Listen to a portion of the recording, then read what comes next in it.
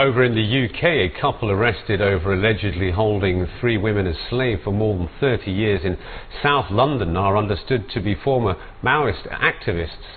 Well, reports say they were lead figures at Mao Zedong's Memorial Centre in London in the 1970s. Our correspondent Dan Whitehead has this report.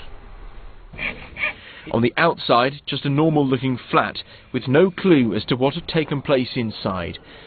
It's not known if the victims were held here for the duration or moved around more than a dozen other properties in London, now under investigation. Neighbours are still coming to terms with what is unfolding.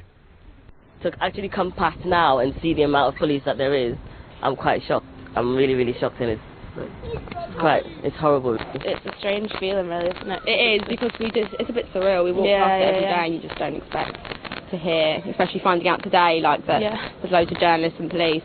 More details are now emerging about the suspects in the case. It's understood the married couple ran a communist collective celebrating the Chinese leader, Mao Zedong, inside this former bookshop and now restaurant, a 15-minute walk away from the flat. It's reported they recruited like-minded women, mostly from Singapore and Malaysia, and held lectures and produced literature encouraging the fall of capitalism.